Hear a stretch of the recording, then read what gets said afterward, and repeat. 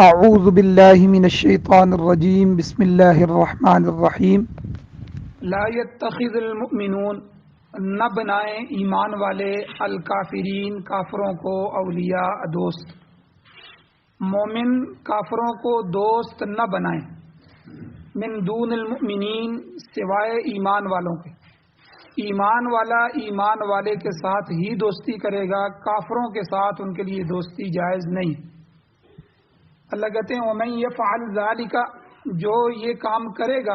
کافروں سے دوستی کرے گا، فَلَيْسَ مِنَ اللَّهِ فِي شَيْءٍ،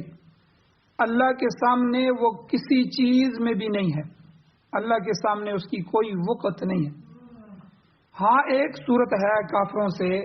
دوستی کرنے کی، اخلاق کے ساتھ پیش آنے کی، إِلَّا أَن تَتَّقُوا مِنْهُمْ تُقَاةً، مگر یہ کہ تم ان کافروں سے بچاؤ اختیار کرو، ان کے ملک میں رہ رہے ہو، ان کے گھیرے میں ہو تو وہاں ان سے بچاؤ کے لیے تم ایسا کر سکتے ہو۔ وَيُحَذِّرُكُمُ اللَّهُ نَفْسَهُ، اور تم کو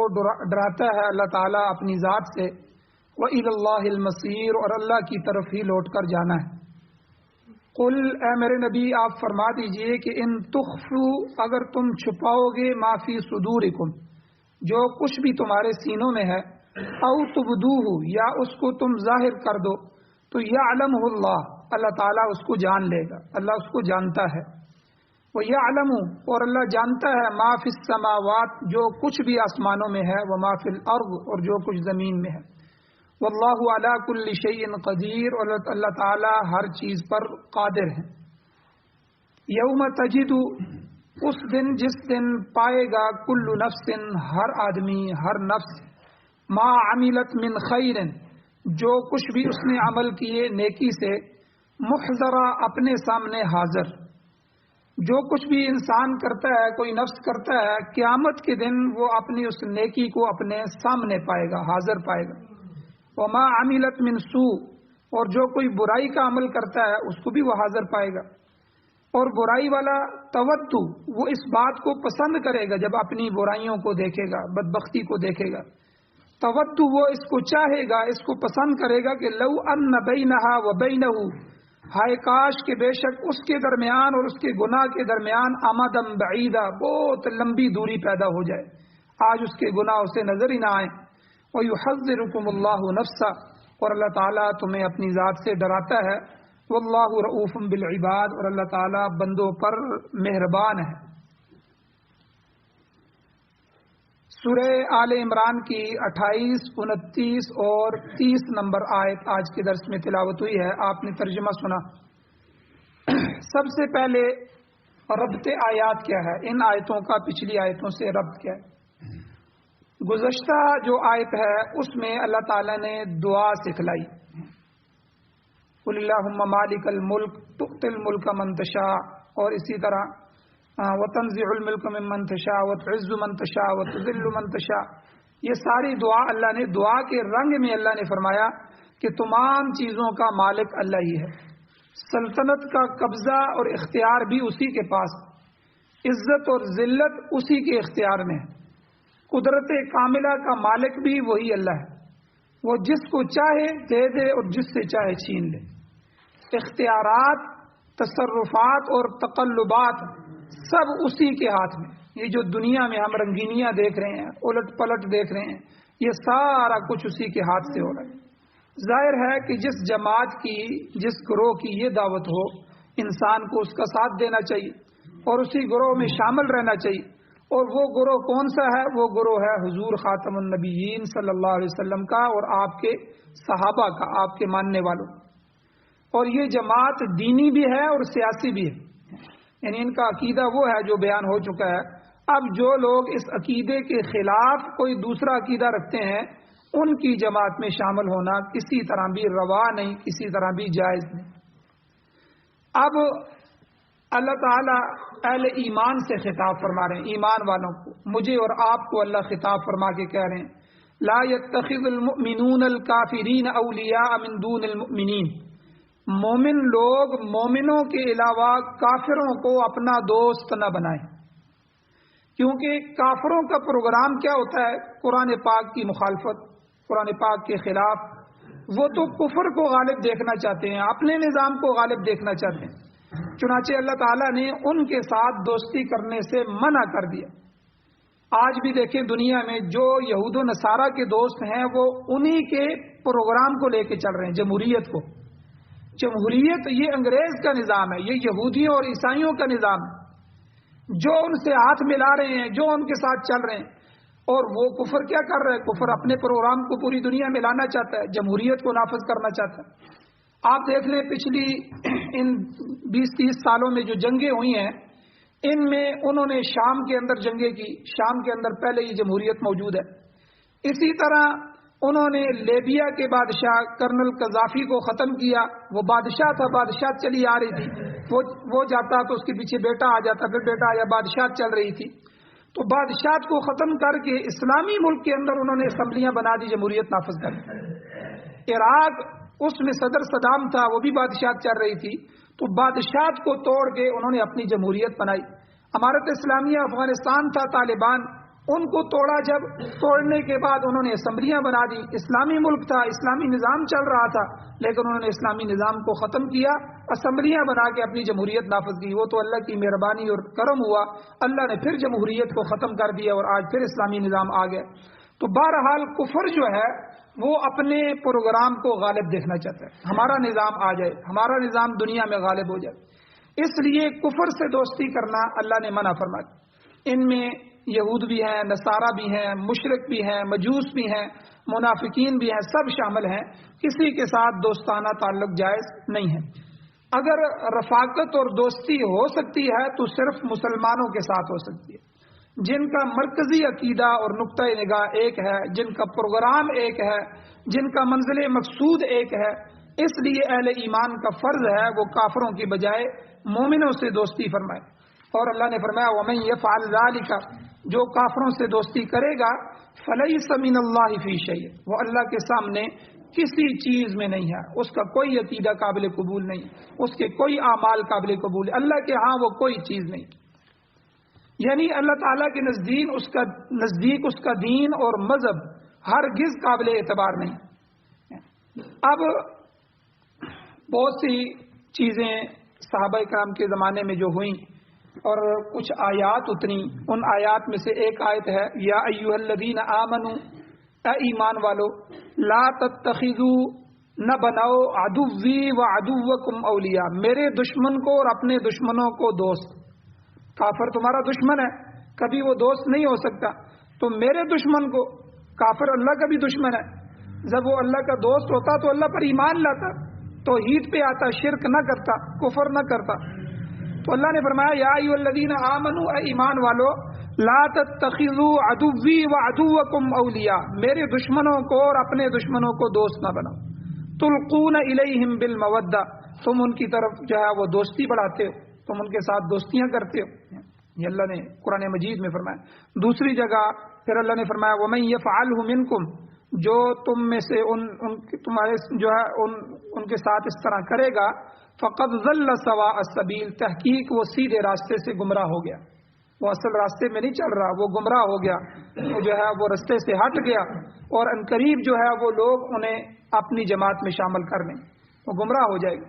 اسی طرح دوسری جگہ اللہ نے فرمایا یا ایھا الذین آمنوا، اے ایمان والو، لا تتخذوا اليہود والنصارى اولیاء، یہودیوں کو اور عیسائیوں کو دوست نہ بناؤ، بعضهم اولیاء بعض، ان میں سے بعض آپس میں ایک دوسرے کے بعض کے دوست ہیں، وہ آپس میں دوست ہیں۔ وَمَن يَتَوَلَّهُم مِّنكُمْ فَإِنَّهُ مِنْهُمْ، کتنی سخت آیت ہے، جو تم میں سے ان کے ساتھ دوستی کرے گا فَإِنَّهُ مِنْهُمْ، وہ انہی میں سے ہوگا۔ اللہ نے سخت انداز اختیار فرمایا۔ اور 28ویں پارے میں ایک جگہ اللہ نے فرمایا لا تجدوا قوما، آپ نہیں پائیں گے ایسی قوم کو کہ یؤمنون باللہ والیوم الآخر، جو اللہ پر اور آخرت پر ایمان رکھتی ہو، ایمان والوں کو آپ ایسا نہیں پائیں گے کہ یوادون من حاد اللہ ورسولہ، کہ وہ محبت کرتے ہوں اس شخص سے جو اللہ اور اس کے رسول کے ساتھ نفرت کرنے والا۔ بھئی اللہ اور اس کے رسول کا دشمن، اللہ اور اس کے رسول کے ساتھ نفرت کرنے والے کے ساتھ ایمان والا کیسے دوستی کر سکتا ہے؟ تو اس لیے وَلَوْ كَانَ آبَاؤُهُمْ، اللہ نے فرمایا اگرچہ وہ دشمن اور کافر ان کے باپ کیوں نہ ہو،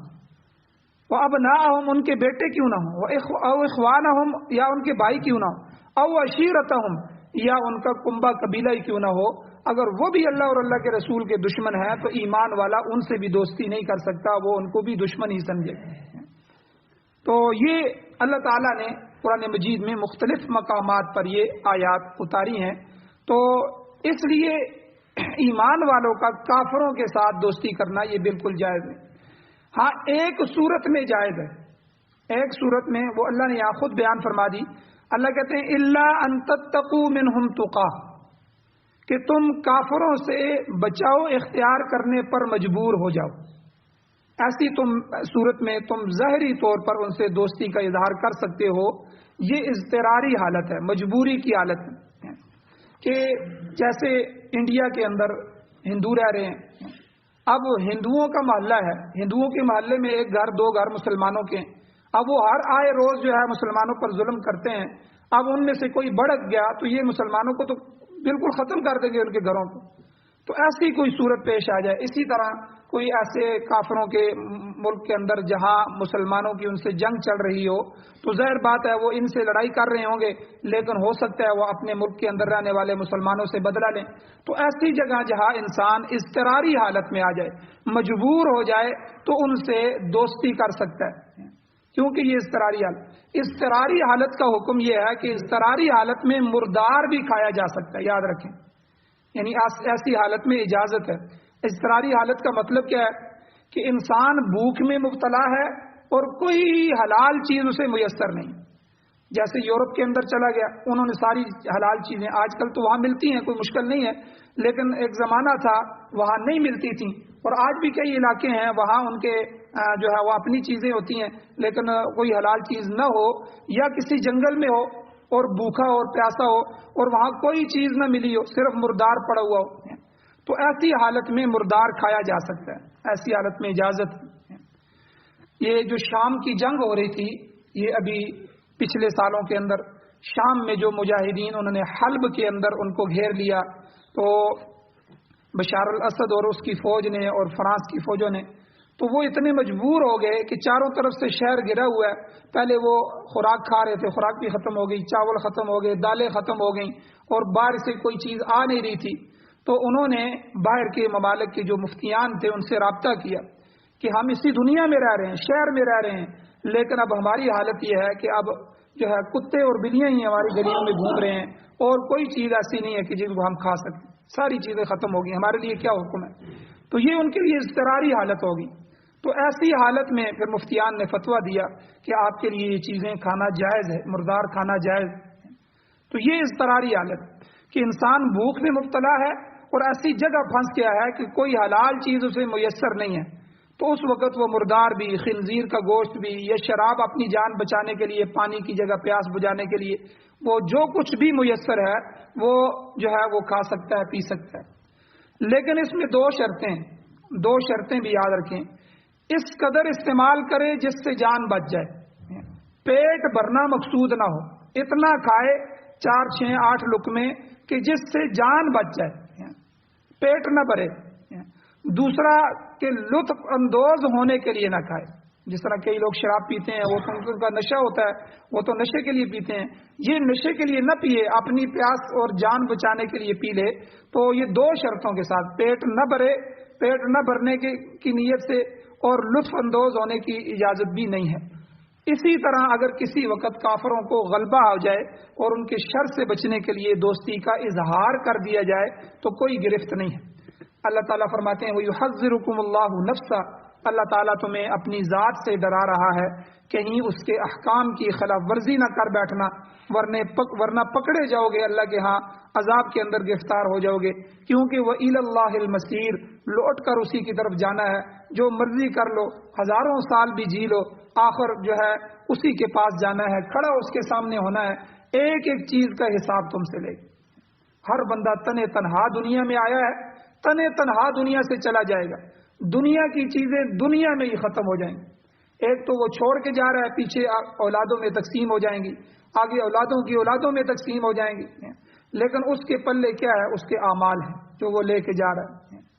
اب وہ جو کچھ لے کے جا رہا ہے وہ اللہ کے سامنے وَإِلَى اللَّهِ الْمَصِيرُ، اللہ کے سامنے حاضر ہوگا، اللہ ایک ایک چیز کا حساب لے گا۔ اب یہاں ایک واقعہ پیش آیا حاطب ابن ابی بلتا کا، 28ویں سپارے میں سورہ ممتحنہ، اس کا شان نزول یہی ہے کہ ادھر سے حضور نے صحابہ کو کہا کہ ہم نے مکہ پر حملہ کرنا ہے، کافروں پر حملہ کرنا ہے۔ تو یہ چونکہ حضور کا جو حکم تھا یہ خفیہ تھا، خاموشی کے ساتھ تھا، تیاری کرو بھائی نکلنا ہے۔ اب حاطب ابن ابی بلتا یہ ایک صحابی رسول تھے، سچے صحابی تھے، بدری صحابی تھے، منافق نہیں تھے۔ انہوں نے ایک خط مشرکین مکہ کو لکھ دیا جس میں لکھا کہ حضور تم پر حملہ کرنے والے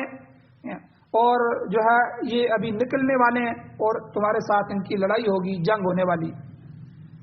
اب ایک عورت جو مکے سے آئی ہوئی تھی، فاحشہ عورت، وہ آتی جاتی رہتی تھی دوسرے شہروں میں، اس عورت کو یہ خط دے کے انہوں نے بھیجا، کچھ رقم اس نے مانگی، انہوں نے رقم دے دی کہ یہ خط مشرکین تک پہنچا دو۔ اب بظاہر یہ بڑی خطرناک چیز تھی کہ ایک قومی راز، ایک حضور کا ایسا راز جو نہیں بتانا چاہیے تھا وقت سے پہلے، تو وہ راز آؤٹ ہو گیا، نکل گیا۔ تو بعض دفعہ ایسی بات ہوتی ہے جو کسی قوم کی ہوتی ہے، اس قوم کا یا اس ملک کا ملکی راز اگر دشمن کے ہاتھ لگ جائے تو پوری قوم کا بیڑا غرق ہو جاتا ہے۔ تو اس لیے ان رازوں کی بڑی حفاظت کی جاتی ہے۔ اب حضور علیہ السلام کو وحی کے ذریعے بتا دیا گیا کہ وحی اتری، حضور نے کو بتایا گیا کہ آپ کا یہ خط، ایک خط کے ذریعے آپ کا یہ راز آؤٹ ہو رہا ہے اور مکہ کی طرف وہ جا رہا ہے اور فلاں جو ہے ایک عورت ہے اس کے پاس ہے۔ حضور علیہ السلام نے حضرت علی رضی اللہ تعالیٰ عنہ کو بلایا، ایک صحابی اور تھے ان کو بلایا اور کہا کہ تم جاؤ اور خاخ کی مقام پر ایک جگہ ہے، وہاں تمہیں ایک عورت ملے گی، اس عورت کے پاس ایک خط ہے، وہ خط اس سے واپس لے کے آؤ۔ حضرت علی رضی اللہ تعالیٰ عنہ گئے، وہ صحابی گئے، اس عورت کی جو ہے عورت کے پاس پہنچے، جس جگہ حضور کو بتایا گیا، حضور نے جس جگہ بتایا وہیں وہ عورت پہنچی تھی۔ اس کو پکڑ لیا اور پکڑنے کے بعد اب اس کو کہا کہ بھئی جو تمہارے پاس خط ہے وہ خط نکالو۔ اس نے کہا میرے پاس کوئی خط نہیں۔ تو حضرت علی رضی اللہ تعالیٰ نے کہا کہ دیکھو ہم تیرا حیا کر رہے ہیں، حضور نے فرمایا اور سچ فرمایا ہے، حضور علیہ السلام کا فرمان جھوٹا نہیں ہو سکتا، خط تمہارے پاس ہے، خط نکال دو، ہمیں تم سے کوئی غرض نہیں ہے، تم خط ہمارے والے کر دو۔ اب اس عورت نے کہا کہ نہیں میرے پاس کوئی خط نہیں، آپ دیکھیں، اس کا سامان کی تلاشی لی، اونٹ کی تلاشی لی، دوسری تیسری کوئی نہیں۔ انہوں نے پھر حضرت علی نے فرمایا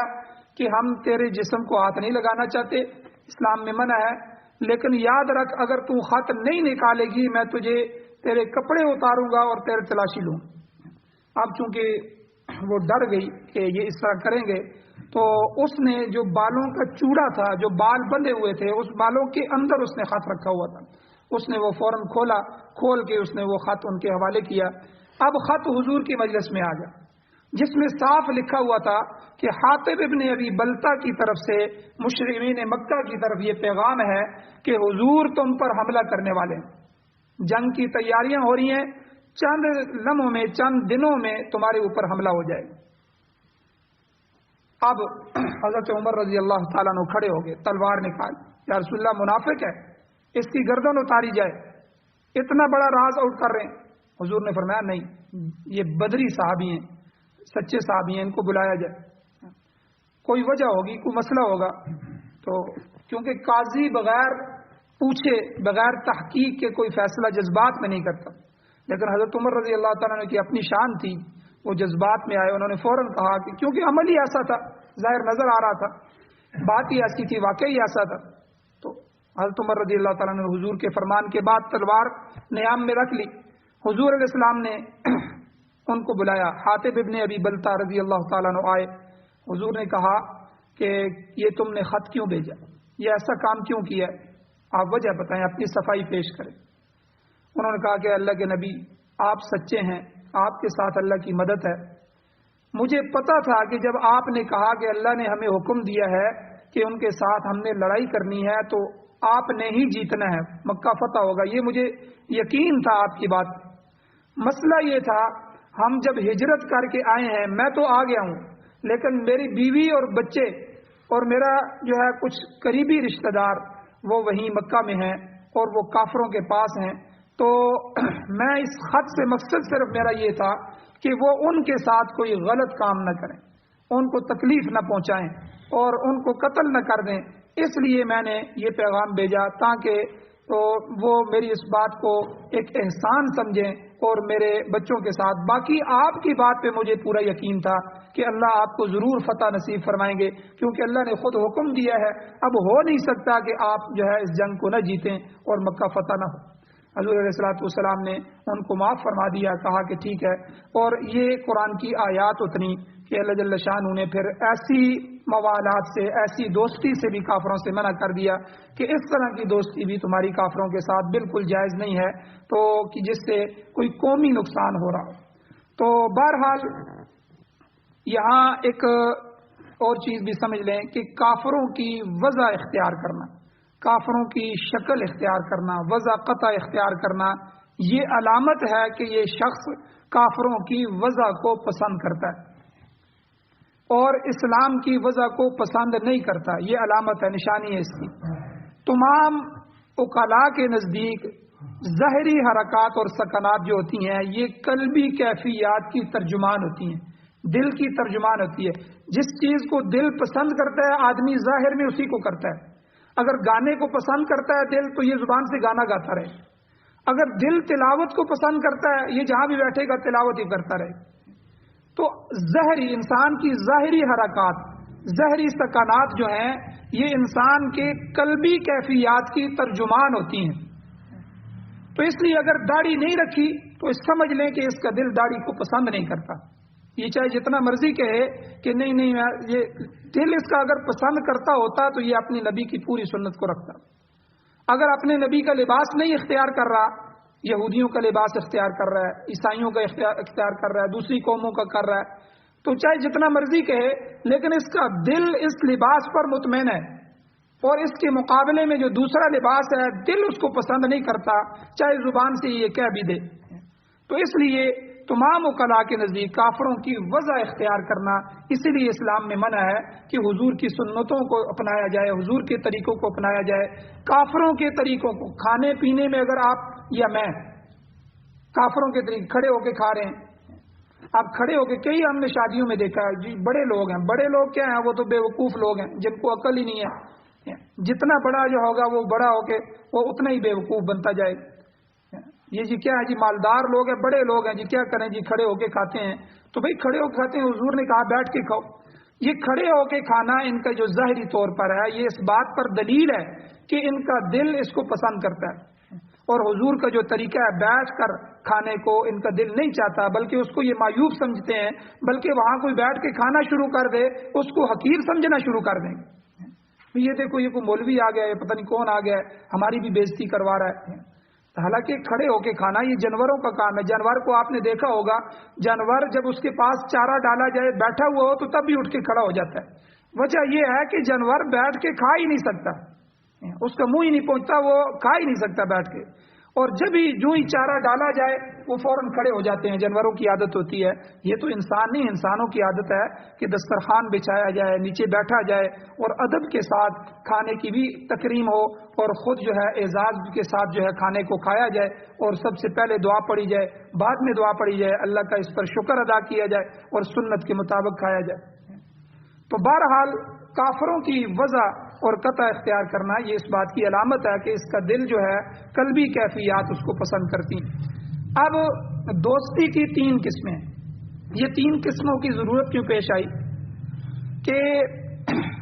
کافروں کا جو ڈر ہے کہ مسلمانوں کو کافروں سے دوستی اور محبت سے شدت سے روکا گیا ہے۔ اب جو یہ آیات آپ نے سنی ان میں تو کافروں سے دوستی کو روک دیا گیا کہ ان کی آپ تکریم نہیں کر سکتے، دوستی نہیں کر سکتے، لیکن صحابہ کو ایک شبہ پیدا ہوا کہ ہم حضور کا عمل دیکھتے ہیں کہ حضور علیہ الصلوۃ والسلام کا جو عمل ہے تو اس عمل میں، حضور کے عمل میں یہ ہے کہ جب کوئی کافر آتا ہے تو حضور اس کے لیے کھڑے ہوتے ہیں، اس کی بات کو سنتے ہیں، اس کے لیے دسترخوان بھی بچھاتے ہیں، اور کئی جو کفار آئے ہیں حضور علیہ الصلوۃ والسلام کا ان کے ساتھ جو عمل تھا وہ محبت کا تھا۔ اب آیات اور حضور کے عمل میں بظاہر تعارض پیدا ہو گیا، یہ ایک الگ الگ چیز نظر آ رہی ہے۔ تو اس لیے مولانا اشرف علی تھانوی رحمۃ اللہ علیہ اپنی تفسیر میں لکھتے ہیں کہ دوستی کی 3 قسمیں، پہلی قسم موالات، دوسری مدارات، تیسری مواسات۔ ان کی تھوڑی سی میں تشریح کرتا ہوں، موالات، مدارات، مواسات، اور ایک چوتھی قسم معاملات بھی علماء نے کہی ہے، اس کی بھی تفصیل آگے آئے گی۔ کہ پہلی قسم موالات ہے۔ موالات کہتے ہیں دلی لگاؤ، دلی محبت، تو دل کے اندر جو ہے دلی تعلق اس سے پیدا ہو جائے، یہ اعلیٰ درجے کی دوستی ہوتی ہے۔ یہ دوستی صرف ایمان والے کے ساتھ ہو سکتی ہے، کسی جو ہے کافر کے ساتھ نہیں ہو سکتی۔ مثلا ہندو ہے تو ہندوؤں کی آپ اگر ہولی میں شریک ہو رہے ہیں، ان کی عبادت کی چیزوں میں شریک ہو رہے ہیں، تو اس کا مطلب ہے کہ یہ ایک قلبی تعلق ہے کسی دوست کی مذہبی عبادت میں، جو کہ جس سے آپ کا تعلق ہے۔ جیسے عیسائی ہیں، ان کا کرسمس آ رہا ہے، اب جو مسلمان کرسمس میں شریک ہو رہے ہیں، اس کا مطلب ہے یہ ایک قلبی تعلق ہے کرسمس کے ساتھ۔ تو ہمارے جو حکمران ہیں، دن رات ہم دیکھتے ہیں کہ وہ ان رسموں میں شریک ہوتے ہیں۔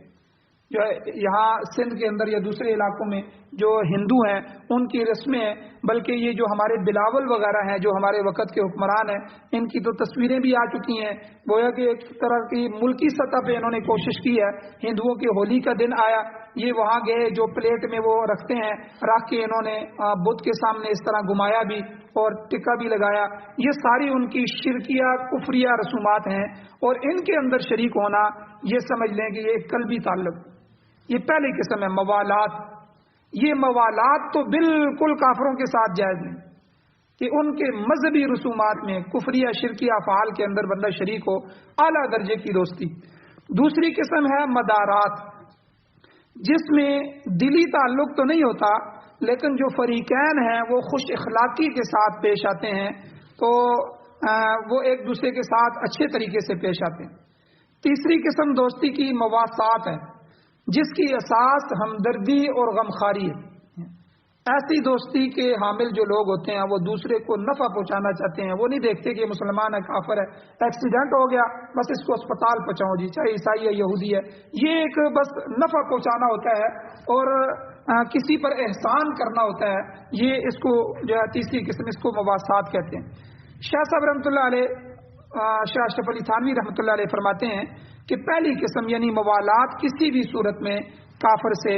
جو ہے وہ روا نہیں، جائز نہیں۔ دلی لگاؤ اور محبت نہ یہودیوں سے ہو سکتی ہے، نہ نصرانیوں سے ہو سکتی ہے، نہ مجوسیوں سے ہو سکتی ہے، نہ ہندوؤں اور ہنود سے ہو سکتی ہے، نہ ہی مشرکین سے ہو سکتی ہے۔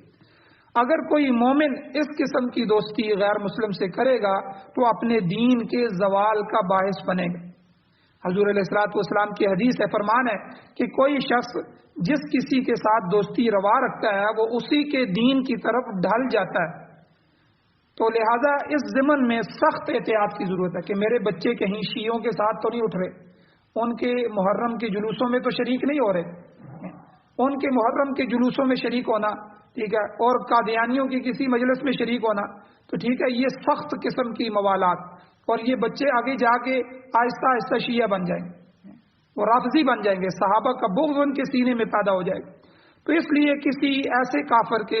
ایسی مجلس اختیار کرنا یہ بالکل جائز نہیں ہے، نہ خود کسی کے لیے نہ اس کو دیکھنا بھی جائز نہیں۔ اور دوسرے نمبر پہ جہاں تک مدارات یعنی خوش اخلاقی کا تعلق ہے، اس کی اجازت بھی ہے، بشرطے کہ ضرر سے بچنا، نقصان سے بچنا مقصود ہو، غیر مسلموں کا غلبہ ہو تو ان کی ایذا سے بچنے کے لیے ظاہری طور پر خوش اخلاقی سے پیش آ سکتے ہیں۔ جیسے میں نے پیچھے بیان کیا کہ وہ آدمی اضطراری حالت میں ہو، جیسے انڈیا کے اندر ہندوؤں کے درمیان کوئی ایک دو گھر مسلمانوں کے رہ رہے ہوں، تو اس میں خاص طور پر دیکھا جائے گا کہ نہ خوش اخلاقی کی وجہ سے ضرر پہنچنے کا اندیشہ ہے، خطرہ ہے، تو اس لیے محض جو ہے اس کی وجہ سے آدمی جو ہے ان سے یہ تعلق قائم کر سکتا ہے، خوش اخلاقی کا تعلق بس۔ اور یہ بھی اگر پکا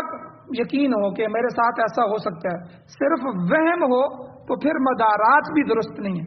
خالی وہم ہو کہ اگر جو ہے میں یہاں رہ رہا ہوں تو ہو سکتا ہے یہ میرے ساتھ ایسا ہو جائے، وہم کی وجہ سے یہ تعلق بھی جائز نہیں۔ اور یہاں ایک شبہ ہے اس شبے کا جواب بھی ہے، اور تیسری قسم بھی ہے انشاءاللہ۔ اس دوسری قسم کی ایک دوسری صورت بھی ہے انشاءاللہ، کل کے درس میں بیان کی جائے گی، درس لمبا ہو گیا۔ تو اللہ جل شانہ سے دعا ہے اللہ ہمیں عمل کی توفیق عطا فرمائے اور اللہ ہمیں اپنی محبت نصیب فرمائے، آمین۔ الحمدللہ رب العالمین والعاقبۃ للمتقین والصلاة والسلام علی رسولہ النبی الامی الکریم۔ اللهم ربنا آتنا فی الدنیا حسنۃ وفی الآخرۃ حسنۃ وقنا عذاب النار۔ یا اللہ ہماری کمیوں کو تائیوں کو معاف فرمائیے، درگزر فرمائیے، صغیرہ کبیرہ گناہوں کو معاف فرمائیے۔ یا اللہ قرآن اور قرآن والوں سے محبت نصیب فرمائیے، یا اللہ اللہ اور اللہ والوں سے محبت نصیب فرمائیے، اپنے نبی اور نبی کے طریقوں سے محبت نصیب فرمائیے۔ یا اللہ کافروں سے محبت یا اللہ اس سے محفوظ فرمائیے۔ یا اللہ اپنے دشمنوں کی نفرت ہمارے دلوں میں ڈال۔ یا اللہ قرآن و سنت کا غلبہ نصیب فرمائیے، جو مظلوم ہیں بیمار ہیں ان کو شفا عطا فرمائیے، مظلوموں کی مدد فرمائیے۔ یا اللہ جو مقروض ہیں ان کے قرضوں کے پورا کرنے کے اسباب پیدا فرمائیے۔ یا اللہ ہم سب کی جائز حاجات کو غیب کے خزانوں سے پورا فرمائیے۔ صلی اللہ تعالی علی خیر خلقہ محمد و آلہ و اصحابہ اجمعین برحمتک یا ارحم الراحمین۔